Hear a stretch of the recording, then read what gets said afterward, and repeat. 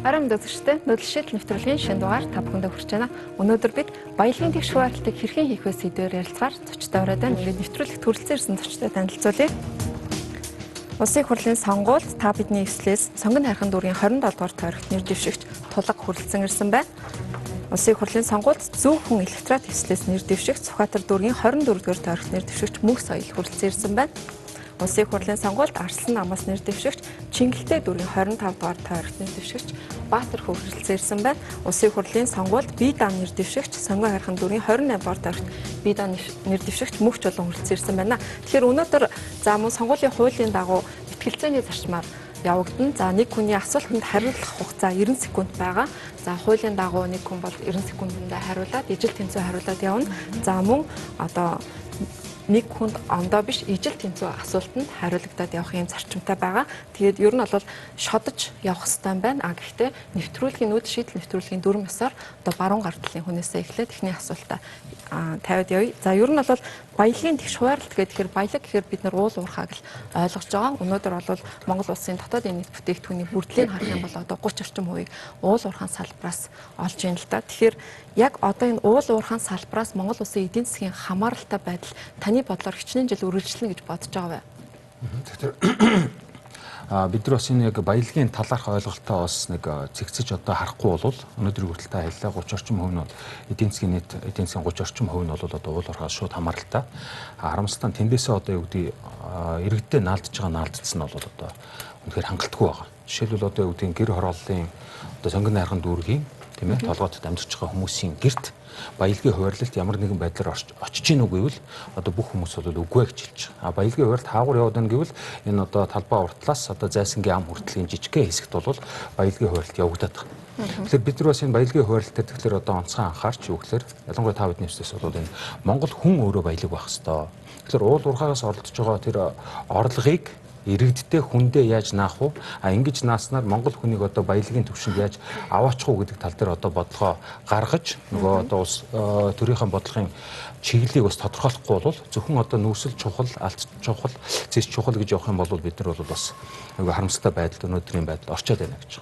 Тэгээ баялагын хуваарилттай холбоотой энэ асуудал дээр бол яа харахгүй Монгол улсын үндсэн хууль заасан байгаа энэ заалтыг бол илүү одоо ойлгомжтой тодорхой болгох хэрэгтэй. Харамсалтай сая одоо үндсэн хуулийн нэмэлт өөрчлөлтөөр бол энэ заалтыг бол уламд ордуулж Монголын одоо байгалийн баялагийг бол нийтийн өмч маягаар төрийн нийтийн өмч гэсэн хаач удгүй ийм одоо заалтаар бас зааж оруулсан нь бол энэ баялагын хуваарилалт буруу тийшээ явах бас үндс суурийг тавьж гинүү да гэж бид бас болгоомжтой харж байгаа зүйл бий. За баярлалаа. Таны хувьд цаашдаа хичнээн жил уул уурхаагаас Монголын эдийн засгийн хамааралтай байх бай.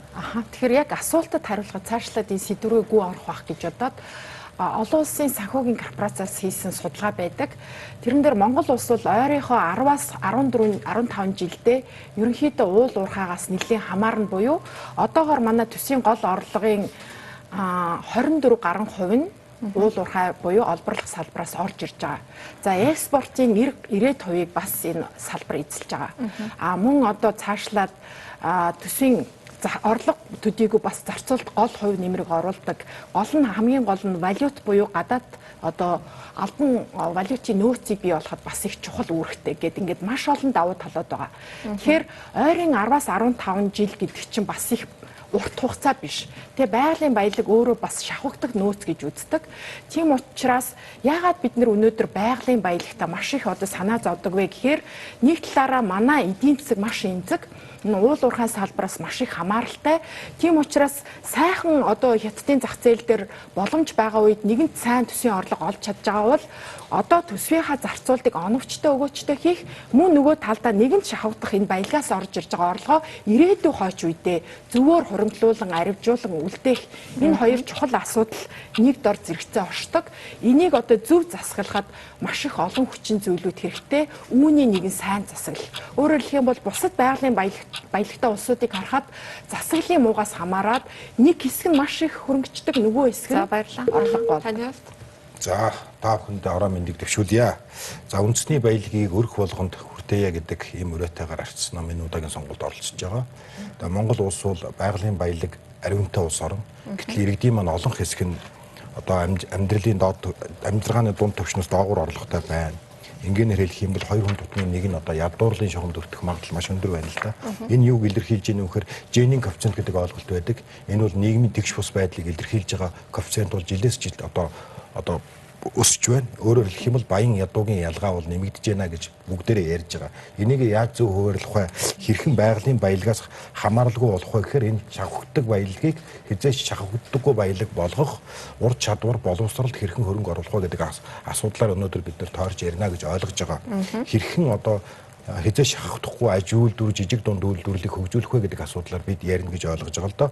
Тэгэхээр арц намын байр суурь байгалийн баялагаас орж ирж байгаа орлогыг ажлын байр бий болгоход боловсролыг одоо өсөлдөх чадвартай боловсрол бүтээхэд зарцуулъя гэсэн хоёр үндсэн байр суурьтайгаар оролцож байгаа. Таны. За баярлалаа. Энэ үдшимийн төргий. За энэ байгалийн баялагын тэгш хуваарилалтаа энэ асуудал бол одоо өнөөдрийн Монгол улсад эдийн засгийн хувьд хамгийн одоо чухал асуудал болчиход байна. За түрүү хэлсэн одоо Монгол улсын эдийн засгийн 30 гаруй хувийг бол одоо байгалийн баялаг буюу уул уурхайн салбар одоо дангаараа бүрдүүлж байна гэдэг. Тэгээ энэ маань одоо мөн одоо экспортын нийт Монгол улсын экспортын 85%-ийг дангаараа одоо уул уурхайн салбар одоо бүрдүүлж байгаа. Тэгэхээр энэ нэг салбар ингээд өөрөө давмгайлж байна гэдэг нь бол энэ эдийн засагт одоо тийм зөв зүйл бол биш юм. Ганцхан одоо уул уурхай дээрээ бид нар түшиглээд экспортын 85%-ийг ингээд уул уурхайгаар хангаад явж байна гэдэг юм тийм ээ. Тэгэхээр байгалийн ер нь баялаг гэдэг маань бол зөвхөн уул уурхай биш. Одоо түрүү хэлдэг одоо хүм өөрөө баялаг ингээд шиг өнөөдөр манай мал аж ахуй за саяны ярьж байгаа одоо энэ үйлдвэрлэлээрээ дамжуулаад баялаг бүтээх гэх мэтийн одоо энэ асуудлууд байна. За хамгийн гол нь бид нар энэ өнөөдрийн явж байгаа байдлаараа энэ байгалийн баялагийнхаа тэгш хуваарилтыг хэрхэн зөв зүйтэй зохицуулах вэ гэвэл сайн засаглалын асуудлыг л ярих хэрэгтэй. Засаглал маань өөрөө засаглал хяналттай байх хэрэгтэй. Одоо иргэндээ үйлчилдэг, одоо эрх мэдлийн хуваарлт, хяналт тэнцлийн асуудал бол хамгийн чухал юм байна. Тийм учраас би одоо бас өөрөө ийм сайн засаглал гэдэг мөрийн хөтөлбөрийг бол дэвшүүлсэн. Тэгээ сайн засаглал бүрдсэн тохиолдолд өнөөдрийн энэ Монгол улсын яригадаад байгаа асуудлууд бол ер нь бүгд шийдэгдэх юм аа. Тэгш хуваарлалт явагдана. За бусад түүнийгээ дагаад бусад салбарууд бүгд одоо хөгжих боломжтой гэж харж байгаа. За баярлалаа. Тэгэхээр хоёр дахь асуулт бол за өнөөдөр энэ сэдвийг бас сонгож хэлцэж байгаа маань яг одоо түрүүний одоо асуултанд хариулж байгаа хариултаас гарч байгаагаар Монгол улс бол дараагийн одоо 10-аас 20 жилдээ уул уурхаагаас бол бүрэн хамааралтай байх нь ойлгомжтойгоо энэ үед зөв засаглалыг нэвтрүүлж чадахгүй бол бид нар бол хичнээн хөгжлийг яриад нэмэргүй байгаа юм л да. Тэгэхээр баялагын сан гэж бид нар сүүлийн хэдэн жил ярьж ирсэн. За баялагын сан за бараг л жил болгон одоо төрийн удирдлагууд маань Норвеги руу ч юм уу яваад ингээд туршлага судалдаг. За өнгөрсөн жилээс л нэг анх удаа орлого хуримтлагдаж эхэлж байгаа шиг байна л да. Гэхдээ энэ дээр бол одоо судлаачид бол янз янзын байр суурьтай байгаа. Нэг хэсэг нь бол Монгол шиг хөгжиж байгаа оронд бол мөнгө хуримтлуулахаас илүү яг өнөөдөр хэрэгцээтэй байгаа зүйлдээ зарцуулах хэрэгтэй гэж үзээд байгаа. Нэг хэсэг нь хуримтлуулах хэрэгтэй гэж үзээд байгаа. Таны байр суурь ямар вэ? Тийм тэгэхээр баялагын сангийн хуваарилтыг зарцуулахад мэдээж одоо яг үеийн цогц арга хэмжээ, цогц одоо бодлого гаргах шаардлага бол байгаа. Одоо өнөөдөр бол нэгэнт Монгол улсад одоо зайлшгүй тулгамдсан шаардлагатай байгаа. Ялангуяа энэ гадаадаас одоо валют орж ирдэг, нэмэн өртөг бүтээдэг одоо энэ салбар руу бол энэ баялагын сангаас бол зарцуулах нь зөв. Тэгжээж одоо энэ нөгөө хоримтлуулах орлогынхоо тоог нэмэгдүүлэхгүй бол яг одоо гарч байгаа нүүрсний хэмжээ гэдэг юм уу тийм ээ одоо гарч байгаа түүх эдийн хэмжээгээр олсон орлогоор байх юм бол бас айгүй их удаан энэ баялагын сан хангалттай одоо хоримтлал үүсгэхэд бол удах баг. Тийм учраас энийг геометрийн прогрессор буюу одоо олсныгоо одоо төмөр зам руу байдаг юм уу тийм ээ боловсруулах үйлдвэрлэлөө, баяжуулах үйлдвэрлэлөө ингэж зарж ээж яах нь ирээдүйд болохоор илүү нэмэх нь бол чухал. За мэдээж энэ болгоныг хийхэд бол ялангуяа энэ уул уурхайн салбарт одоо ажиллаж байгаа гэдэг юм уу, иргэндээ гэдэг юм уу, Монгол хүндээ тусах наалдц нь бол харьцангуй бага байдаг. Уурхай ашиглалтанд ороод үйлдвэр явах тусам хутгаж байгаа шанагны хэмжээд амардаг болохоос биш тэнд ажиллаж байгаа хүний тоо бол нэмэгддэггүй, цалин авч байгаа хүний тоо бол нэмэгддэггүй. Тийм учраас энэ уул уурхаагаас олж байгаа энэ орлогыг эргээд илүү олон хүнийг ажилтаа болгодог ийм төслүүд рүү хуваарлах нь бол энэ одоо бас нэг зөв шийдэл болох байх гэж үзэж байна. Таны хувьд бол баялагын сангийн мөнгөө одоо зарцуулах хэрэгтэй. Зарцуулах нь зөвтэй. Мөн соёл аралцагч. За би өөрөө бас төсөв санхүүгийн чиглэлээр судалгаа хийдэг хүний хувьд одоогоор манай Монгол улсад бол яг өнөөгийн байдлаар нэг талдаа төсвийн тогтворчуулалтын сан нөгөө талдаа ирээдүйн өв сан гэж байгаа штэ. Сүүлд бас их хурлын гишүүд бас дахин Норвеги яваад одоо тухайн сонгогдсон гишүүд болгон л Норвеги чийлж гэдэг юм ингээ явж туршлага судалдаг. Тэгээ ийм үндэсний баялагын санг бас байгуулъя гэсэн юм санаачлаг гарсан. Тэгээ энэ өөрөө бас үндсэн хуульдаач тусч өгсөн. Тэгэхээр өмнөх ирээдүйн өв сангийн гол зорилго нь бол нэгэнтээ байгалийн баялагаас буюу олборлох салбараас орсон энэ орлогыг зөвхөн хуримтлуулах биш, байгаа хөрөнгийг ялангуяа гадагшаа чиглүүлж гадны төслүүдэд хөрөнгө оруулалт хийх замаар арвижуулах. Хэрвээ хөрөнгө арвижаад эхлэх юм бол арвижсан хуримтлагдсан хөрөнгийн 10%-ийг эргэж оруулж ирээд Монголынхаа өнөөгийн бүтээн байгуулалт, дэд бүтээц, бусад одоо хот төлөвлөлт, гэр хорооллын асуудлуудыг шийдэж зарцуулах нь шүү дээ. Нөгөө талдаа энэ шинээр санаачлаад байгаа тэр үндэсний баялагын сан болохоор арай өөр зорилготой харагдсан. Тэр юу вэ гэхээр дотооддоо хөрөнгө оруулна гэж байгаа. Гэтэл манай эдийн засаг өөрөө ямар эмзэг билээ? Хөрөнгө оруулалт хийх байтугай бас зарим тохиолдолд маш их савлгаатай. Тийм учраас эрсдлээс хамгаалахын тулд нэг талдаа нөгөө талдаа мөчлөг дагсан эдийн засгийн бодлогоос төсвийн бодлогоос хамгаалахын тулд уг нь гадагшаа чиглэсэн ирээдүйн өв сангаа илүү таны хувьд тодорхой хэмжээнд хуримтлал байх хэвээр. Гэхдээ бас хөрөнгө оруулалтыг давхар. Гэхдээ өөр бас нөгөө миний эхэлж дурдсан төсвийн докторжуулалтын сан баа штэ. Өөрөөр хэлэх юм бол бид нэр бороотой өдөрт бэлэн байх хэвээр буюу төсөв алдагдахад бэлэн байх. Таны хувьд за баялагын сангаа би бол ариужуулах хэрэгтэй гэдэг байр суурьтай байдаг. Учрын үе юм бэхээр биш хоригдлуулах биш өсгөж үржүүлэх хэрэгтэй байгаа юм л да. Тэгэхээр гурван чиглэлээр өсгөж үржүүлэх гэдэг ийм санал гаргаж байгаа. Бид нэр мөрөө хөтөлбөр дээр шигсэн тусгасан. За нэгдүгээрт орон нутаг болгоноос шалтгаалаад байгалийн баялагын нөөц нь өөр байдаг. Тэгэхээр тухайн орон нутаг жишээ хохироод үлддэг тохиолдол маш олон байгаа. Тийм учраас уул уурхай хэрэгтэй хэрэггүй гэдэг монголчууд мань хоёр хуваагдсан. Зарим хэсэг нь энэ хамгийн муухай зүйл гэж боддог. Гэтэл энэ учрын юм бэхээр уул уурхай өөрөө зарим тохиолдолд хариуцлагагүй хөгжиж байгаа. Тэгэхээр хариуцлагатай болгохын тулд нөхөн сэргээлт хийхин тулд тодорхой хувийг орон нутагт нь үлдээдэг ийм санаачлагыг бол арчсан нам дэвшүүлж байгаа. Яагаад байгалийн баялагтай мөртлөө тэнд маш олон хөрөнгө оруулалт аваад тухайн орон нутгийн малчт нь одоо бэлчээргүй болдог тийм ээ, тэнд нутаглахад хэцүү болж үлдээд байгаа байхгүй юу? Тийм учраас тодорхой хэсэг нь орон нутагт нь байгалийн баялагтай аймагуудад орон нутагт нь үлдээдэг болъё гэсэн ийм саналыг оруулж байгаа. Хоёрдугаарт нь жижиг дунд үйлдвэрлэлийг дэмжих, аж үйлдвэрийг дэмжих чиглэл рүү хөрөнгө оруулалт хийя. Ингээхийн тулд жижиг дунд үйлдвэрлэлийг дэмжихийн тулд зээлийг нь эрх мэдэлтэй хүмүүс булааж авах биш. Энэ зээлийн боломжийг нэмэгдүүлээгээд одоо байгаа төрийн банкыг бид нэгдүгürt өөрчлөё. Төрийн банк гэдэг бол одоо зээлээ бууруулад баялаг бүтээгчдийг дэмждэг ийм банк болгож өөрчлөё гэсэн ийм байр суурь гаргаж байгаа. За гуравдугаарт нь бол өрсөлдөх чадвартай боловсрал гэдэг рүү одоо мөнгө зарцуулъя гэж байгаа. Энэ өөрөөр хэлэх юм бол дэлхийн стандарт нийцсэн Монгол хүний ур чадварт хөрөнгө оруулах юм бол энэ үл жинхнээсээ ургадаг баялаг болно гэсэн ийм гурван байр суурьтайгаар бол олдсож байгаа. За энэ баялагын сан гэдэг асуудал бол одоо Монгол улсад 2012 оноос хойш эрчимтэй яригдж эхэлсэн. За одоо энэ 19 онд бол баялагын сантай болыг үндсэн хуулинд өөрчлөлт оруулаад явж байгаа. За энэ баялагын сан одоо дэлхийд дээр 40 гаруй улсууд одоо баялагын сантай. За тэндээс одоо ер нь ашигтай явж байгаа хамгийн сайн явж байгаа нь бол одоо Норвегийн сан байдаг. Норвегийн санг бид нар бол одоо олон жил манай улсын их хурлын гишүүд явж үзлээ шүү дээ. За тэгээ Норвегийн сангаас одоо жишээ аваад харахад бол одоо тогтворжуулалтын сан, хадгаламжийн сан, за тэтгэврийн сан, за мөн одоо хөрөнгө оруулалтын сан гэх мэтээр ингээд дотооддоо хуваагдаад одоо манай дээр ч гэсэн одоо оюу толгой дээр бас ингээд сангуудаас хөрөнгө оруулалт хийгдээд явж шүү дээ. Түүн шиг ингээд хуваарилтуудыг бол хийх нь зөвөө.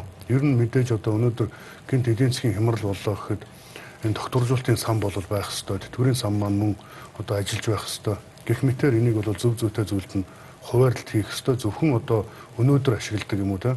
Өнөөдөр ашиглаад явж байвал гинт одоо эдийн засгийн хямрал дампуурал үүсгэхэд яах вэ гэх мэтээр энэ сан бол ашиглагдах ёстой. Ирээдүйн өв сандаа өвлөдөг. Гэхдээ нөгөө түрүүний ярьдаг нөгөө бөөсний үлгэр гэдэг шиг сайн засаглал байхгүй бол энэ явахгүй гэдэг нь харагдаж байна. Тэтгэврийн сан гэдэг өнөөдөр манайхан тэтгэврийн шинжил гэж яриад байна те. Гэтэл энэ тэтгэврийн шинжил чинь төрөөс байдлах баримтлах тэтгэврийн бодлого гээд 95 онд батлагдчихсан. 2015 оноос хэрэгжих ёстой байсан. Гэтэл хэрэгжээгүй. 2015 онд дахин шинжилээд одоо 2021 оноос хэрэгжинэ гэж байна. Дахиад шинжлэгдээгүй л байна. Тэгсэн өнөөдөр бас нөгөө гишүүд маань яриад явж байна. За баярлалаа. Тэгэхээр өнөөдөр шийдэл нэвтрүүлгээр өнөөдөр баялагын тэгш хуваарилалтыг хэрхэн хийх вэ сэдвээр хэлцэж байна. Хэсэг орны сурталчилгааны дараа студидтэй эргээд уулзцгаая. Өнөөдөр шийдэл нэвтрүүлгээр баялагын тэгш хуваарилалтыг хэрхэн хийх вэ сэдвээр хэлцэж байна. Дараагийн асуултыг толгой оролцогч тавья. Тэгэхээр бидний өнөөдрийн сэдэв бол баялагын тэгш хуваарилт гэж байгаа. Тэгэхээр тэгш хуваарилт гэдэг бол бас нийгэмд янз янзын ойлголт байдаг л да. Тэгш хуваарилт гэж танихаараа юу вэ? зөв Тэгэхээр тэгш ер нь хуваарлалт. бодиттой жишээ хэлье л да. Одоо манай 1 сарын 1-ээс өмнө одоо ирэх барьж байгаа нөхдүүд маань тэтгэврийн зээлийг тэглэх тухай шийдвэр гаргалаа. Үндэсний аюулгүй байдлын зөвлөл гуруулаа сууж байгаа. Тэгэхээр энэ дээр ямар асуудал гарсан бэ гэвэл ирэх барьж байгаа нөхдүүд маань одоо ард иргэдийн дунд тулгамдсан байгаа асуудлыг одоо бүрэн гүйц цогцоор нь ойлгож одоо бүрэн гүйцэд ойлголгүйгээр бодлого гаргасан. Маш богино хугацаанд. За ямар бодлого гаргасан гэхлээр одоо байгалийн баялагын одоо өгөөжөөсөө одоо тэтгэврийн зээл авсан улсуудтай өгөөж тарааж ийн гэдэг маягаар тэтгэврийн зээлийн одоо тэглэж байгаагаа бол тайлбарласан. Энэ нь бол одоо цаанаа юу гэж юм гэхлээр тэгвэл бусад одоо тэтгэврийн зээл аваагүй.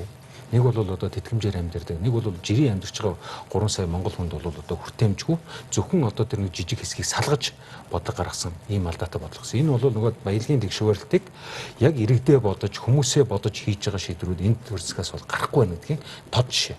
Уг нь яаж хийх ёстой байсан гэхээр бид бол одоо оны өмнө өргөн Монгол үндэсний хөдөлгөөн гэж хөдөлгөөнтэй хамтраад энэ өрний Монголд одоо хүүгийн тогтолцоонд арлуулад байгаа иргэдээ энэ хүүгээс яаж одоо гаргах уу? Өнөөдрийг хүртэл хохирдсон байгаа иргэдээ энэ хүүгийн тогтолцоо зассны дараа яаж хохирлыг барагдуулах уу гэдэг тухай ярьж исэн энэ асуудлыг нөхдүүд маань өргөж явахдаа яасан баялагын тэгш хуваарлалт руу авч наагаад тэгээд одоо тэр нөгөө нэг ордоос салхитын ордоос авсан мөнгөөрөө зөвхөн одоо тэтгэврийн зээлтэй байсан улсуудад тэтгэврийг авах маягаар шийдвэр гарсан. Баялагын тэгш хуваарлалтыг одоо байгаа нөхдүүд хийж чадахгүй байгаагийн маш тодорхой жишээ болсон гэж байна. Таны хувьд одоо тэгш хуваарлалт гэж яг зөв хувилбар нь юу юм бэ? Баялагын тэгш хуваарлалт гэхээр маш өргөн утгатай ойлголт гэж үзэж байгаа. Хамгийн гол нь баялагын тэгш хүртээмж гол утгаараа тэгш боломжийн тухай асуудал байх гэж ойлгож байна. Өөрөөр хэлэх юм бол Монгол улсад төрж байгаа иргэн бүр энэ ертөнцид эрэхтэй сайн сайхан аз жаргалтай амьдрахын тулд л энд мэдлж байгаа штэ.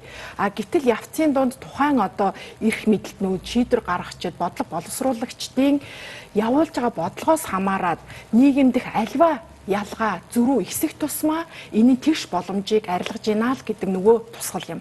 Өөрөөр хэлэх юм бол боловсролын хувьд, эрүүл мэндийн хувьд, за бусад төрийн үйлчлэгээний хувьд тэгээд цаашлаад иргэд бүр одоо дундаж давхраад амьдрч чадж гин үгүй юу гэд энэ болгон чи хөндөгдөж байгаа гэсэн үг гэж ойлгож байгаа. Хамгийн гол нь бид нар өнөөдөр эргээ харах юм бол ерөөсөө Монгол улсын нэг хүнд ноогдож байгаа үрийн хэмжээ бараг 28 сая цуграг. За 3 хүндтмийн нэг нь ядуу. Эрүүл мэндийн салбартаа зарцуулж байгаа төсөв мөнгө нь зээлэндээ төлж байгаа мөнгнөөс бага гэд ингээд маш их гунигтай тоонууд статистик үзүүлэлтүүд байгаа. Тэгэхээр ерөөсөө олон улсын түвшинд ч ярьж байгаа зөвхөн Монгол улсад биш эдийн засгийн өсөлтөнд л дан ганц анхаарал авах юм бол эргээд иргэн бүр маань хэрхэн амьдарч байгаа бэ гэдэг шийдэл болж чадахгүй. Тийм болохоор өсөлтийг хүн болгонд тусгах, хүн болгонд тэгш хүртээмжтэй болох буюу нийгэмд тэгш боломжийг бий болох тухай асуудал хөндөгдөж байгаа. Энэ дээр зөвхөн электорат эвсэлвэл цогц бодлогыг бий болгосон мөрийн хөтөлбөрийг хүнээ дээдлэе, хүндээ хөрөнгө оруулъя, эрүүл мэнд боловсрол танаа За ардс намын энэ удаагийн мөрийн хөтөлбөр бол үндэснийхээ баялагийг өрх болгонд оруулъя гэж байгаа. Эдийн засгийн өсөлт бол эрх баригчдын ярьж байгаагаар цаасан дээр байдаг, дарга нарын ширээн дээр байдаг зүйл байгаамаа. Чингэлтэй дүүрэгт очиод иргэдтэйгээ уулзахаар тэр эдийн засгийн өсөлт бол чингэлтэй өрх болгонд ороогүй байна. Энэ бол дарга нарын өрөөнд байгаа тоон дээр байдаг өсөлт байна гэж үзэж байгаа. Тэгэхээр энэ баялагын үр дүнтэй хуваарлалт гэж би хэлээд байгаа. Үр дүнтэй хуваарлалт. Энэ баялагын хуваарлалт өөрөө шингээд алга болох биш. Эргээд өсдөг, үржих хуваарлалт байх ёстой гэж үзэж байгаа. Ингээхийн тулд одоогийн төрийн бодлогыг өөрчлөе гэдэг ийм байр суурийг илэрхийлж байгаа. Учрын үе юм бэ гэхээр одоо байгаа төрд байгаа хүмүүсийн шунал авилга хүн суртлын тогтолцоог өөрчлөхгүйгээр баялагын үр дүнтэй хуваарлалт болж чадахгүй нэ. Төрд байгаа хүмүүс нь төрд байгаа боломжоо иргэндээ хүртээхгүй дундуур нь орж булааж авах юм бол баялагын үр дүнтэй хуваарлалт бол хоосон яриа болох гэдэг. За хоёрдугаарт энэ баялагын үр дүнтэй хуваарлалтыг бий болгохын тулд төрийн бүх бодлогыг нээлттэй болгох хэрэгтэй. Нээлттэй болгож иргэний хяналтанд байлгах хэрэгтэй. Энэ хэвлэл мэдээлэл судалгааны байгууллагын хяналтанд байх хэрэгтэй гэж бодож байгаа. Гуравдугаарт Монгол төрийн бодлого тодорхой тогтвортой байх хэрэгтэй. Ингэхгүй бол баялаг өөрөө үржихгүй гадны хөрөнгө оруулалт хийхгүй шүү дээ. Монголын төрийн бодлого дэндүү тодорхойгүй тогтворгүй байна гэж үзэж байгаа. Баялагын хуваарлалтыг үр дүнтэй болгох дараагийн гол хоёр дахь зүйл бол өөрийнхөө айл болгоныг дэмжиж гэж байгаа. Энэ дээр ардс намын мөрийн хөтөлбөр бол тэтгэврийн реформыг хийя. Энэ тэтгэврийн реформ дотор хамтын тэтгэврийн тухай ойлголтыг оруулж ирсэн байгаа. За хоёрдугаарт нь бол өрсөлдөх чадвартай боловсрал гэж байгаа. Энэ ерөнхий юм шиг бол цаана Монголд хүмүүсийг бэлдээ л гэж байгаа. За баярлалаа. Баялагын тэгш хуваарлалт гэдэг маань бол ер нь одоо энэ бид нар нөгөө уул уурхагаар яриад байгаа шүү дээ. Газрын доорх эрдэс баялаг гэдэг бол хүн бий болгоогүй, байгаль өөрөө бий болгосон. Тийм учраас энэ бол одоо Монгол улсын иргэн бүрд тэгш хуваарлагдаж хүртэх ёстой. За гэхдээ мэдээж тэрийг одоо тодорхой хөрөнгө зардлаа гаргаад одоо хайж олборлсон, за тэрийг нь боловсруулсан хүмүүс бол эхний ашиг аваад за үлдсэн одоо нэг татвараараа дамжаад төсөвт суудаг байх ёстой. За төсөвт орж ирсэн орлогыг нь иргэн бүрт одоо тэгш хүртээхийн тулд одоо нэг сургууль цэцэрлэг эмнэлэг одоо юу гэдэг те нийгэмд шаардлагатай тулгымцсан асуудлуудад зөв зүйтэй зарцуулдаг байх ёстой байгаа. Гэтэл одоо манайхан нөгөө хариуцлагатай уул уурхай нэрээр одоо жишээ нь тэр оюу толгоогоор шахажгаад тэр хувийн хөрөнгөөр нь сургууль цэцэрлэг бариулдаг ч юм уу те ийм асуудлууд явдаг. Эргээд харин нөгөө уул уурхайхаа нөхөн сэргээлтийг хийлгэхгүйгээр тэндээ сургууль цэцэрлэг хувийн хөрөнгөөр нь бариулаад энэ бол одоо хууль хэрэгжихгүй байгаа. За нөгөө бас л одоо авилгал ашиг сонирхлын асуудал байхгүй. Тэгэхээр энэ нөгөө хуулийг хэрэгждэг л байх хэрэгтэй. Хууль хэрэгждэг байх юм бол иргэн бүрт энэ маань тэгш хүртээмжтэй очих боломж нь бол байгаа. Тэгээд мэдээж мөнгө тарах биш үү? Тэр мөнгөөр нь эргээд бүтээн байгуулалт хийдэг, иргэддээ одоо тулгымцсан асуудлуудыг шийдвэрлэдэг байх юм бол энэ тэгш хуваарлалт болоод явчихна. Хамгийн гол нь хууль хэрэгждэг байх хэрэгтэй. Тэгээд миний одоо энэ мөрийн хөтөлбөрт мөн одоо иргэн дээлтэй засаглал гэх хэсэг байгаа. Тэн дээр бол ер нь авилгахгүй засаглал, иргэн дээлтэй засаглал гэдэг дээр эдгээр асуудлууд тавигдж байгаа. За тэгэхээр дараагийн асуултыг тулга оролцогч тавья. Тэгэхээр бас тэгш хуваарлалт гэдэг тэгэхээр 1072 хувьцааны асуудал яригддаг. За 1072 хувьцааны ногдол ашиг өөрөө баялагын тэгш хуваарлалт мөн үү? За тэгэхээр 1072 хувьцаа бол яг одоо Монголд одоо нөгөө хийгдэж байгаа төрийн хууль ёсны одоо заллин гэдэг юм уу энэ хэлбэр рүү орчлоо. Уг нь бол хүмүүс шал өөр үр дүн хүлээж ирсэн. 1072 хувьцаагаар сонгуулийн өмнө одоо нэг хэдэн төгрөг тарах юм шиг үү те 1072 хувьцаа. Өмнө нь бол 1072 хувьцааг нь бас нөгөө худалдаж авж байгаа нэрээр энэ хувьцааг нь эргээд иргэдээс салгацсан тохиолдол бас ирэх байгаа. Одоо тань 1072 хувьцаа байхгүй шүү. Одоо тань 500 үлдсэн байна гэсэн ийм одоо тохиолдол их гарч байгаа юм байна. Тэгэхээр нөгөө иргэдийн хувьцааны талаар ойлголтгүй байгаадыг далимдуулж энэ 1072 хувьцааг иргэдэд тараасан нэртэй яг үндэ бол цааталтан дахиж яах нь өөр одоо байдлаар хувьцааг нь цуглуулж авах эцсийн дүндээ яах нь нөгөө 1072 хувьцааны эзэн иргэд өөрсдөө биш өөр хүмүүс рүү шилжсэн байдалтай явах ийм одоо их том эрсдэл бий болчихдог. Тэгэхээр 1072 хувьцаагаар тараагдж байгаа тэр нэг 20,000 төгрөг 70,000 төгрөг те энэ бол одоо дарга нарын нэг өдрийн кофений нэг өдрийн хоолны мөнгөд байгаад байгаа юм л. Тэгэхээр ийм хэмжээний одоо ногдол ашиг гэдэг юм хувьцаагаар бол иргэд маань байгалийнхаа баялагаас тэгш хүртээмжтэй хүртэж чадахгүй нэ. Тэрүүн мөрчлөн даргын ярин дотор би нэг зөрөх юм байна л да. Эхлээд гадныхаа ашиг авдаг биш эхлээд Монголын иргэдэд ашигыг хуваарлаад дараа нь яах нь тэрнээс гарсан одоо өшөө бусад зарлаа тооцоод гадныхаа ашиг авдаг ийм схем рүү орохгүй бол гадныхны ашигыг бид нар хүлээсээр байтал тэд нар бол зардлаа нэмж одоо янз янз залуусараад эцсийн дүндээ Монгол хүмүүс Монголын иргэдэд байгалийн баялаг хүртдэггүй ийм зүйл болж байна. За амх соёл оролцож 1072 хувьцааны асуудал бол ерөөсөө байгалийн баялагын тэгш хүртээмжтэй холбогдуулаад гаргасан нэг механизм буюу шийдэл шүү дээ тий. Гэхдээ бодит амьдрал дээр энэ нас төдийлөн иргэдэд тийм нийцтэй сэтгэл хангалуун байх үс шийдэл хараахан биш байгаад байгаа. Нэгдүгээрт бас энэ мэдээллийн хомсдмол байдал хэрхэн энэ хувьцааныхаа дансыг нээхээс ахуулаад маш их юм бас асуудал бэрхшээл тодорхойгүй байдал байгаад байна. За хоёрдугаарт энэ 1072 хувьцааны цаана чухам ямар үн өртөг яригдж байна. Хэрвээ хувьцаагаа борлуулын санхүүгийн зах зээл дээр борлуулын хөрөнгөний бирж дээр борлуулъя гэхэд тэр мэдээлэл нь бас тодорхойгүй. За хоёрдугаарт нь яг ногдол ашиг хуваарлахад одоо нэг хэсэг 20 мянган төгрөг гэсэн сүүлдээ 90 мянган төгрөг болсон. Тэгээ энэ мөнгө чинь тухайн урхайл, тухайн иргэнд бас хэр их өгөөчтэй бөгөөд эдийн засгийн хувьд ямар их одоо хэр зэрэг хөнгөлт авчих юм тэр тооцоол судалгаа бас маш бага. За яг нийт иргэд эзэмшиж байгаа гэдэг утгаараа нийтийн өмч гэдэг утгаараа бүгдэд нэлцэж байгаа боловч энэ нөгөө талдаа бас нэг хавтгаарсан асуудал болох гээд гэх мэтчлэн тэгэхээр баялагын одоо хүртээмж хуваарлтнэр маш олон өөр бусад бас шийдлүүд байдаг. Өөрөөр хэлэх юм бол автомат захиргааны шийдлүүд байна. Төсвийн бас дүрмүүдээ бариад төсвийн оновчтой ил тод байдлыг хангахуйцаар сахилга бата хангахуйцаар бас бусад шийдлүүдийг манай бас эвслээ санал болгож байгаа. За баярлалаа тань. Тэгэхээр 1072 хувьцаа үзэл санааны хувьд буруу биш байж болно. Гэхдээ энэ 1072 хувьцаа улс төрийн зорилготой болчиход байгаа. Ийм хувьцаа өгнө гэд сонгуулийн өмнө иргэддээ нэг хувьцаа тараагаад саналын авах зорилготой үйл ажиллагаа болж байгаад бол би хувьдаа харамсаж байгаа юм л да. Тэгэхээр Монголд одоо бол нийт хүмүүст хэрэгцээтэй томоохон хөрөнгө оруулалт руугаа одоо энэ ногдол ашиг оруулъя гэдэг саналыг бол иргэд өөрсдөө гаргаж штэ. Наад зах нь олон жил баригдахгүй байгаа эрүүл мэндийн одоо хүртээмжийг нэмэгдүүлэхийн эмнэлэг рүүгээ хөрөнгө оруулалт хийгээч. Яагаад бүхэл бүтэн улс орон өнөөдөр түлэнхийн эмнэлгээ барьж чадахгүй байгаа юм бэ? Төрөх эмнэлгээ барьж дуусгахгүй байгаа юм бэ? Яагаад өнөөдөр энэ баялагын үр дүнтэй хуваарилт гэдгийн нэг 3 дахь гол зүйл бол нийгмийн дэд үтс байдаг. Энэнгээр дамжаад авцаан барьж болдог. Энэ юу юм бэ гэхээр хүмүүсийн цагийг хэмдэг зүйл байхгүй. Чин дархныхаа замыг яагаад барьж чадахгүй байгаа юм бэ? Яагаад эмнэлгүүдэд барихгүй байгаа юм бэ? Сургуулиудад барихгүй байгаа юм бэ гэж байгаа. За баялагийг одоо тэгш үр дүнтэй хуваарлах дараагийн гол зүйл бол ажлын байрыг бий болгох. Ажлын байрыг хамгаалахын тулд татвар эдийн засгийн бодлогоор хамгаалдаг л да. Тэгэхээр энэ дотор дахиад нөгөө бидний яриад байгаа жидүү орж ирж байгаа. Баялаг бүтээж байгаа энэ хүмүүсээ дэмжихгүй бол одоо байгаа байгалийн баялгаа иргэд олон түмэндээ өгнө гэд үр дүнгүй юм механизм сонгочих юм бол бидний орж ирж байгаа шавхагддаг баялаг ирээдүйд өсгөөргүй болж байгаа байхгүй. Тэгэхээр хамгийн зөв менежмент бол шавхагддаг уул уурхайн баялгаа хэзээ ч шавхдахгүй ур чадварын баялаг өндөр боловсрол нийгмийн дэд үтс рүү зарцуулах шаардлагатай. Ийм учраас өнөөгийн төрийн бодлогыг бол өөрчлөх шаардлагатай гэж би үзэж байгаа. За баярлалаа тань.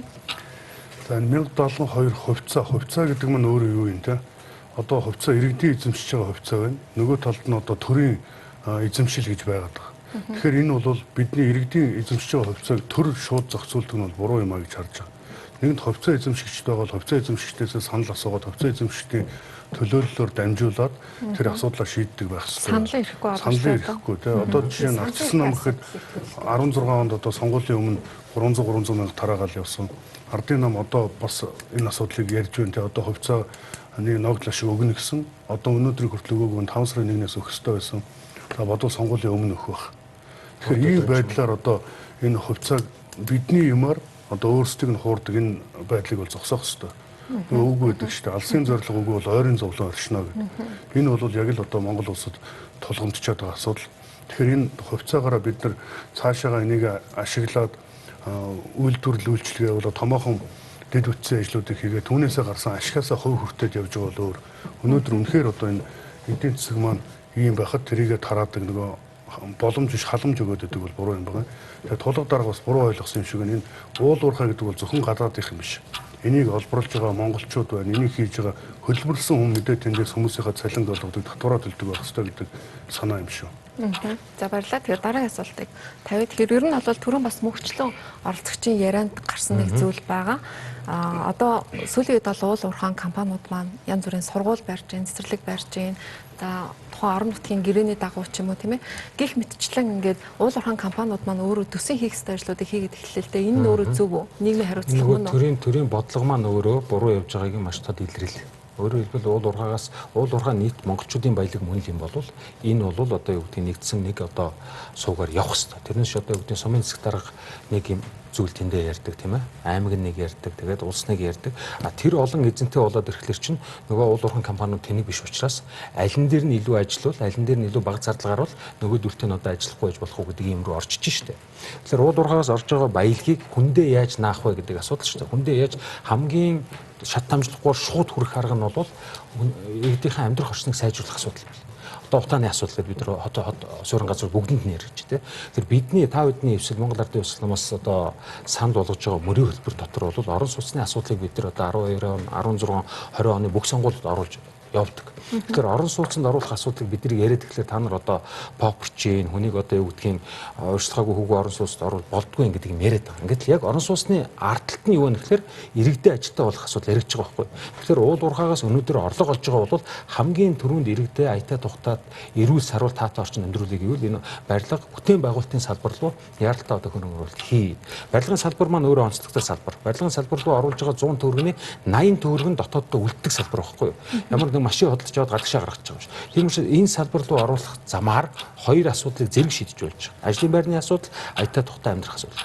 Энэ салбар руу оруулах нь бол зөв юм а гэдэг ийм бодлогыг болоод манай ажлын зүгээс гаргасан байна. Таны хувьд одоо уул уурхайн компаниуд маань сургууль цэцэрлэг барих зөв эргээд нөгөө санхуг улсын төсөв болон орон нутгийн төсөв хоорондын санхүүгийн механизмтай бас шууд холбоотой. Өөрөөр хэлэх юм бол нэгэнтээ тухайн орон нутагт бас байгалийн баялаг байна гэдэг чинь орон нутагт тодорхой хэмжээгээр давуу тал үүсэх ёстой. Гэхдээ нэгэнт Монгол улсын нэг хэсэг нутаг хэсэг учраас гол одоо орлогын татвар мэдээж улсын төсөв рүүгээ явж байгаа. Тэгэхээр энэ хоёрыг зэрэг одоо тэнцвэртэй бөгөөд баланстай явах нь чухал болчиход байгаа. Тэгэхгүй болохоор орон нутгийн болон нийт иргэдийн хооронд бас зөрчил ялгартай байдал үүсэх магадaltaй. Тийм ч учраас улсын төсөв рүү орсон тэр татрын янз бүрийн орлого болон амнаатай штэ ашигт малтмал ашигласны төлбөр энэний хуваарилтын механизм байгаа. Гэхдээ сүүлийн үед энэ механизм бас зарим талаараа шүүмжлэгдэж байгаа. Яагаад гэвэл орон нутг руугаа бас дорвтой буцааж нөгөө орон нутгийн төсвөр нь орж ирэхгүй байна. Тэр утгаараа орон нутгийн зарим иргэд үүн дээр сэтгэл хангалуун биш учраас тухайн одоо уул уурхайн компани бас орон нутгийн иргэдийг татах зорилготоор хөрөнгө оруулалтууд хийгддэг юм шиг байна. Гэхдээ бидний энэ нэвтрүүлэг эхлэхэд хэлсэнчлэн сайн засаглалын асуудал маш чухал. Нэгэнтээ улсын төсвийн орлогыг маш ихээр бүрдүүлж яхад тэр орлогын зарцуулалтыг салбарт эрүүлмэн боловсрал бүх салбарт хийхдээ тэгш хүртээмжтэй хамгийн гол нь тэгш боломжийг бий болгох замаар л хуваарлах ёстой.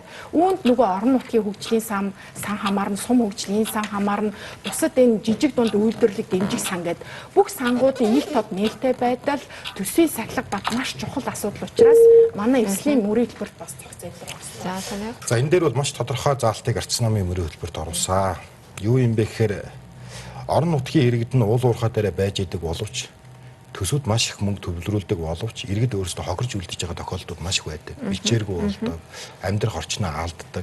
Тэгээ илүү төрийн үйлчлэгээ авъя гэхээр болдоггүй. Хэдийгээр Монгол улс нэгдмэл улс, нэгдсэн төсвийн хуультай ч гэсэн уул уурхайтай орон нутагт бол амнаатын тодорхой хувийг одоо төсвийн хуулийн дагуу буцаан олгодог болё гэдэг ийм одоо мөрийн хөтөлбөрийн заалт байгаамаа. Ингэснээр иргэд нь өөрсдөө тухайн орон нутагт юу хийхээ өөрсдөө шийднэ. Хин нэг нь дарга биш.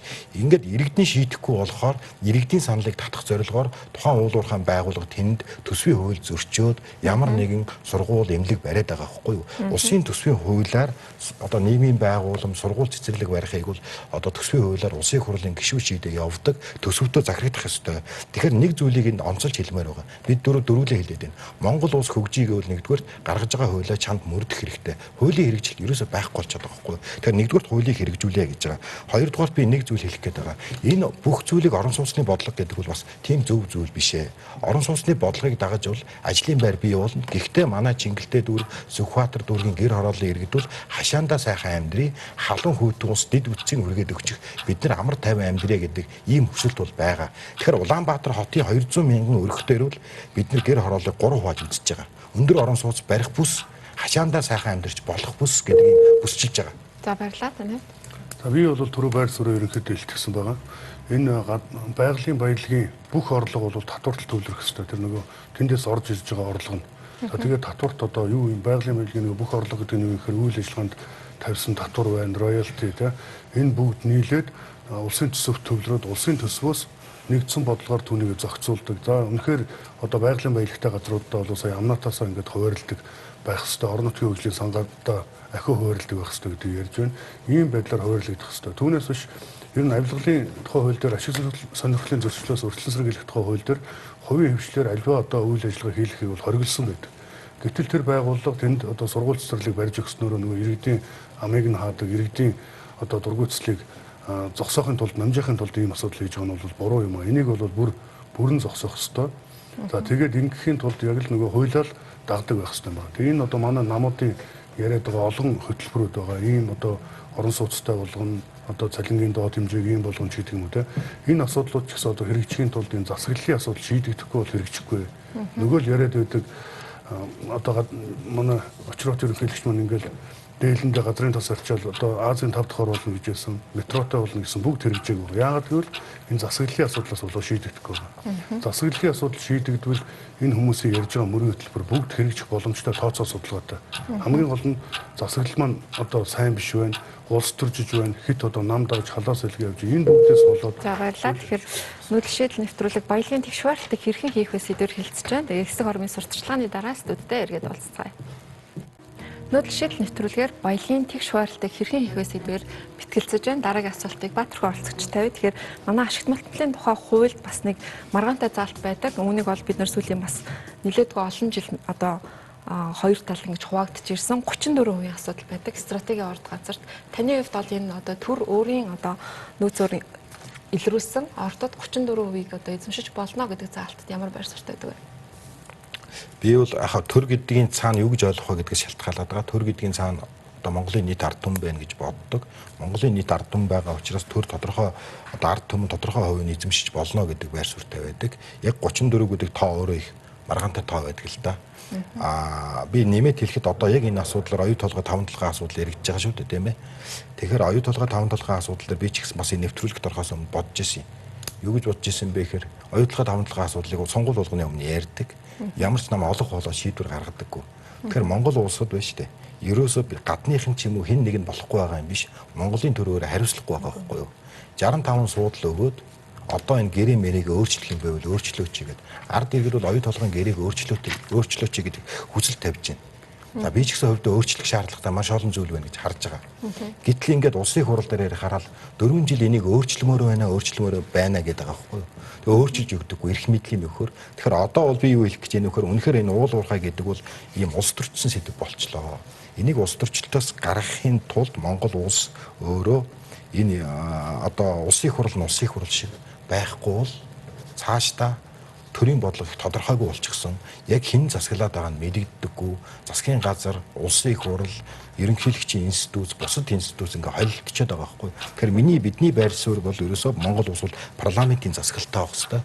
Парламент нь илүү хууль тогтоох энэ ажлаа хийх ёстой, нэмээ өөрчилж чаддаг байх хэрэгтэй. Засгийн газар нь хуулиа хэрэгжүүлээд явдаг байх хэрэгтэй. Тэгэхгүй бол холилдсон учраас бүх юм ярихаар маш үлдээ. 34% дээр ямар байр суурьтай байдаг вэ? За одоо тухайн үед нь бол улсын их хурал одоо олонхороо батлаад шийдсэн асуудал. Түүнээс хойш одоо улсын их хурал болгон дээр дамжин яригдал болж юм болохгүй нэгэ түүнээсээ болоод улс төрчдөө одоо хэрэгт оруулдаг. За нөгөөх нь нэг бол үнэхээр одоо тийм буруу байсан. Нэг бол одоо улс төрийн хэрэгт орсон юм шиг ингээд нөгөөх нь цагаадад явчихдаг тийм ээ. Энэ асуудлыг бол нэг мөр шийдэх ёстой. Одоо сая 2019 онд үндсэн хуульд орсон өөрчлөлтөөр бол байгалийн баялаг бүх ард түмний мэдэлд байна. Одоо түүнээс олж байгаа ашигын дийлэнх нь ард түмэнд хүрэхээр байна гэдэг тийм заалт бол орсон байгаа стратегийн ордууд дээр.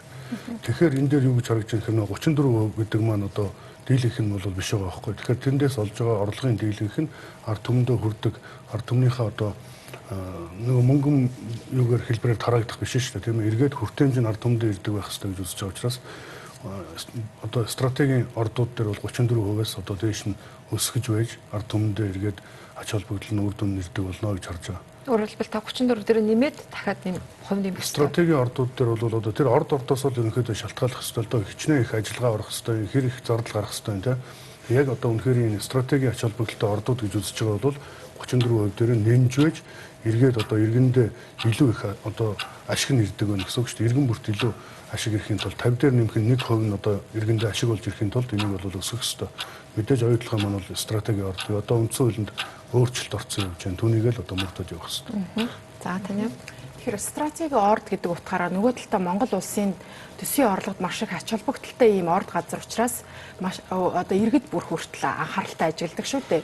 34% асуудал яагаад гардаг вэ гэхээр ерөөсөө л нөгөө үрийн болон татрын асуудал дээр гарч байгаа гэж ойлгож байгаа. Өөрөөр хэлэх юм бол нэгэнтээ бид нар 34% дээрээ татрын орлого дээрээ сайн хяналт ч юм уу шийдвэр гаргаж чадахгүй маа гэхэд ямар ч хэлсэн өрөнд орохгүй тулд те 34% дээрээ тэр хувь дээр ач холбогдохоо болоод илүү татвар дээр анхаарах хэрэгтэй юм болов. Өөрөөр хэлэх юм бол аж ахуйн нэгжийн орлогын албан дотор нэмэгдсэн үртгийн орлогын албан дотор мөн амнат буюу ашигт малтмалд ашигласны төлбөр дээр анхаарад үүнийгээ яг авах ёстой хуваар нь авах ёстой хэмжээгээр нь нийтдээ үүн дээр анхаарах хэрэгтэй юм болов. За нөгөө талдаа бас нэг төлөөлөх удирдлагт нь байгаа хүмүүсийн асуудал яригддаг шүү дээ. Монгол талаас хэдийгээр тэнд хүмүүс байгаа ч гэсэн дуу хоолойгоо хэрхэн гаргаж чадж байна. Иргэд бидний болон засгийн газрын төлөөлөл байж чадж гин үү? Шийдвэр гаргах төвшөнд нь оролцож байгаа байдал нь бас илүү ил тод бөгөөд мэдээлэлтэй баймаар байна. Энэ бүрхэг бөгөөд далд байдал нь эргээд энэ асуудал маш их ус төржих нийгмийг 2-3 хаглах ийм суур нөхцөлийг бүрдүүлээд ийна гэж хэлдэг. Тийм учраас хамгийн гол нь орлогоо зөв авах нөгөө талдаа бас шийдвэр гаргах төвшөнд нь оролцоотой байх асуудал хөндөгддөг гэж ойлгож байгаа. За таны хувьд 34%-ийг За байгалийн баялагын хуваарилалттай холбоотой Монгол улсад одоо тохиолдсон хамгийн одоо эмгэнэлтэй нэг хуулийн нэг бол энэ 34% хувьтай холбоотой заалт байна. Энэ заалтыг бол оюутлахын гэрээг батлахаас өмнө нөгөө бүлэглэлийн нөхдөд бол их хурлд одоо оруулж батлуулсан байдаг.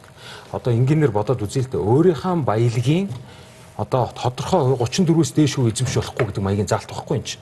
Таны баялаг байна. Та гадныхантай хамтруул та 34-ыг л эзэмшнэ. Бусдын та эзэмших болохгүй. За дээр нэмээд 34-ыг эзэмшихдээ та мөнгө төлж эзэмшнэ гэж байна. Тэгэхээр өөрийнхөө баялагад мөнгө төлж эзэмшдэг ийм хууль дэлхийд дээр хааж байхгүй. Энэ бол манай төрийнхний нөгөө бүлэглэлийн гар хөл болсон нөхдүүдийн тухайлан хэлэх юм бол энэ гэрээг одоо энэ хуулийг баталсан нямд орж мэтийн улсуудын хийсэн одоо хамгийн хортой хууль. Энэ хуулийг хамгийн дөрөнд засах ёстой. Бидний баялаг юм бол бид нар энэ 34% байна уу 50% байна уу үнэгүй эзэмших ёстой байхгүй юу? А гэтэл аваачиж нөгөө лицензийн асуудлыг үйл ажиллагаа явуулж байгаа компани асуудалтай холсноос болоод энэ дээр ингэж бодлон гарсан. Тэгэхээр энэ 34%-ийг одоо нөхдүүд юу гэж ярьж байгаа гэхээр та нарын эзэмшиж байгаа 34% чинь та нарт гайвуулаад байгаа юм гэдэг нэрээр дахиад дордуулаад одоо та нар 34%-аас сал. Тэгээд яг амнатын татвар нөгөө роялтигаа жоохон нэмчих гэдэг маягийн ийм суртал ухуулга явуулж байгаа. Хизээч энийг зөвшөөрч болохгүй. Монголын баялаг юм бол Эрдэнэтийн 50% бид нар эзэмшиж байгаатай ижил Монголын стратегийн ордууд, Монголын одоо төсвийн хөрөнгөөр хайгуул хийж орсон ордууд юм бол бид эзэмшдэг хөвөө үн төлбөрлөг өөр эзэмших ёстой. Тэн дээр байгуулж байгаа компани асуудал бол жиж тусдаа асуудал юм шүү гэдэг бас манайхан ялгаж салгаж ойлгох ёстой. Дараагийн асуултыг мөхчлэн оролцогч тавь. Тэгэхээр таны хувьд бол бас энэ уул уурхай тэгш хуваарилалтыг хийхин тулд засаглалыг хамгийн түрүүнд засах ёстой гэж олон дахин хэлээд байна л да. Тэгэхдээ бас энэ засаглал гэдэг маань төсөвтэй шууд холбогдож байгаа. Тэгэхээр баялагын тэгш хуваарилт гэхээр бид нар бас нэвтрүүлгийн эхэнд олон дахин яригдлаа л да. Боловсрал, эрүүл мэндийн салбарт хөрөнгө оруулалт хийх шаардлагатай. Баялагаас орж ирж байгаа орлогот. Тэгвэл баялагын тэгш хуваарилтыг бас одоо зөв хийх арга бол яах аргагүй бизнесийн салбаруудад хөрөнгө оруулалт төрөөс бодлогоор дэмжих ёстой. Таны хувьд яг аль салбарт хөрөнгө оруулалт хийх ёстой гэж үзэж байгаа вэ? Ер нь бол одоо энэ чинь төсвийн Монгол Улсын төсвийн 25% нь болж байна тийм ээ. Орж ирж байгаа орлого маань. Тэгэхээр энэ төсвийнхөө орлогыг одоо зөв зөвтэй зарцуулдаг байх ёстой л гэдэг одоо бүгд ярьж байгаа. Гэхдээ энийг хэрхэн зөв зөвтэй зарцуулах юм бэ гэхээр өнөөдрийн энэ нөгөө сайн засаглал гэдэг асуудлыг зайлшгүй хөндлөнө. Тэгэхгүй бол одоо засаг төр маань нэн шаардлагатай төслүүдэд хуваарлаад явуулдаггүй. Одоо маш олон төсөл хөтөлбөрүүд байгаа шүү дээ. Монгол улсыг нуруунд дээр аваад явчихаар маш олон одоо сайхан төсөл хөтөлбөрүүд байна. Гэвч тэрийг одоо санаатай юм уу, санамсаргүй юм уу одоо хэрэгжүүлдэггүй юм ажлууд байгаад байгаа. Тэгэхээр энэ бүгдийг хэрэгжүүлэхийн тулд нөгөө нэг авилгалтсан асуудлаа болох ёстой. За дээрээс нь энэ хувийн хвшлийнхэн улс төрд орж ирснээрээ өөрсдийнхөө бизнесийг хамгаалахын тулд одоо бусад бизнесийг зогсоодог юм уу, бусад бизнесээр дарамт үзүүлдэг ийм асуудлууд байдаг. Энэ бүгдийг болиулах ёстой гэж харж байгаа. Тэгээд энэ аль салбар нь вэ гэдэг чинь бол одоо маш олон асуудлууд байна. Тэрнээс хамгийн ашигтай зөв зүйтэйгээ одоо хэрэгжүүл хамгийн одоо нэн тулгамдсан асуудлаа шийдэх ёстой. Жишээ нь сая энэ COVID-19 гээд эхлээд явж байхад би бол одоо сошиал хэвлэл мэдээллийн хэрэгслээр маш их ярьсан. Өнөөдөр бид нар бас төсвийн тодтол хийх ёстой.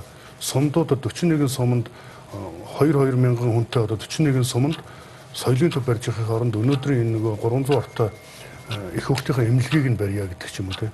Ийм байдлаар үнэхээр тулгамдсан асуудлуудаа шийдвэрлэх хэрэгтэй байна. Одоо улсын төсөв, нийслэлийн төсөв бол үнэхээр хангалттай байна. 13 их найд төгрөг гэдэг бол өнөөдөр Монгол улсыг бас тодорхой хэмжээнд өнөөдрийн байгаагаас 2 дахин ядаж одоо сайжруулахын боломжтой. Таны хувьд одоо бизнесийн аль салбарт хөрөнгө оруулалт төр бодлогоор хийх ёстой. Тэрийг хэлхээс өмнө би бас нэг дуусгаас өмнө нэг юм хэлмээр санагдлаа.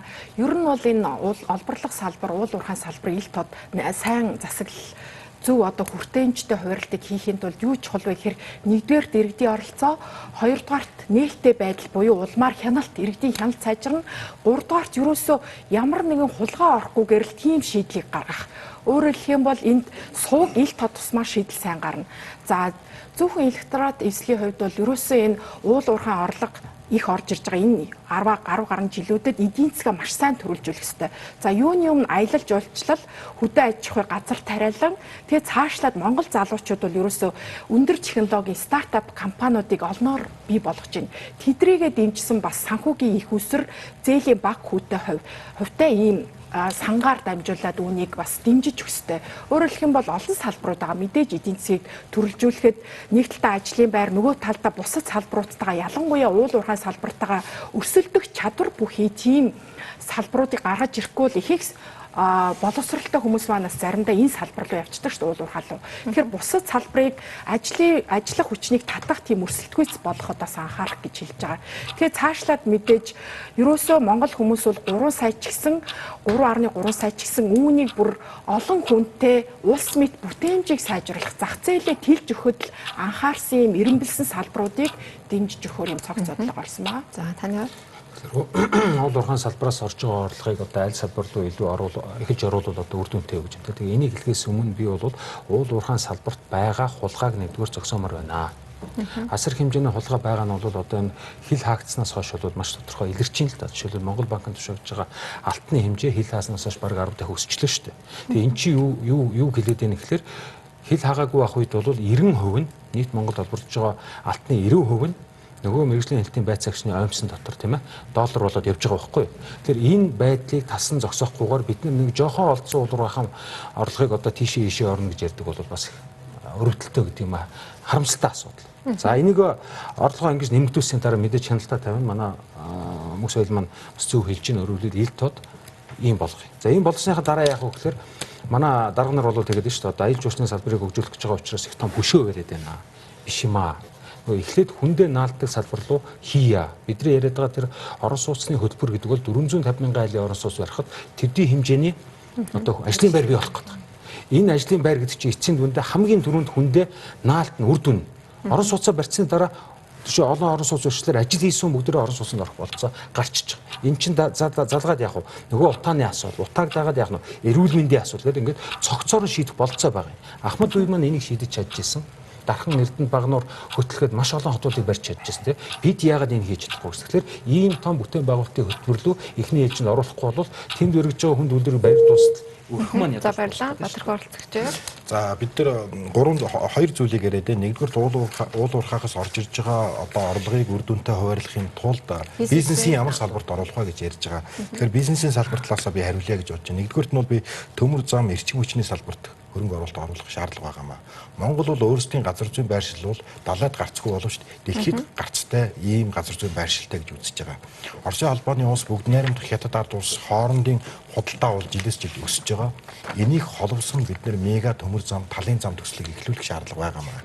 Энийг одоо дамсан тийм ээ. Хоёрдугаарт үнэхээр аж үйлдвэрийг босгоё гэвэл үйлдвэрчдийг дэмжиж гэвэл эрчим хүчээр очиод гацдаг. Гадныхан хөрөнгө оруулалт хий, дотоодын бизнесмэнүүд Монгол улсад томоохон үйлдвэрлэл хийхээр манай эрчим хүчний хангамж дутуу байдаг. Тийм учраас бид бол эрчим хүчний том реформ хийх шаардлага байгаа гэж үзэж байгаа. Энийг дагаад аж үйлдвэрүүд босно. Аж үйлдвэрийг дагаад жижиг дунд үйлдвэрлэгчид аяанда бий болж эхэлнэ. Энд ажлын байр бий болно гэж бодож байгаа. За нэмээд хэлэхэд бол хоёр дахь гол хөрөнгө оруулах зүйл бол IT мэдээлэл технологи стартап. Өөрөөр хэлэх юм бол шин санаа гэдэг бол хэдийч байж болно. Шин санааг дэмжих тогтолцоо хэрэгтэй байгаа. Шин санаа гэдэг бол зөвхөн Монгол биш, дэлхийд шууд гарах боломж мэдээллийн технологи Монгол бий болгож байгаа байхгүй. Тэгэхээр энийг дэмждэг тусгай сан байгуулах хэрэг байгаа юм. Энэ сан бол төр хувийн хэвшил судалгааны төвд нийлсэн ийм том сантай болъё. Тэгээ энэ сангаараа дамжуулаад шин санааг одоо дэлхийн хэмжээнд гаргахыг дэмжийе гэсэн ийм хоёр чиглэлээр яаж байгаа. Гурав дахь чиглэл бол хүнсний аюулгүй байдал байгаа. Хүнсээ Монгол өвс өөрөө заашгүй үйлдвэрлэдэг. За баярлалаа. Тэгэхээр нүүдэлшил нэвтрүүлгээр өнөөдөр баялагын тэгш хуваарилалтыг хэрхэн хийх вэ сэдвээр одоо нэр дэвшигчдэд ижил тэнцүү цагийн боломж өгч мэтгэлцэх боломжийг өглөө. Ингээд дараагийн дугаараар уулзлаа. Түр баяртай.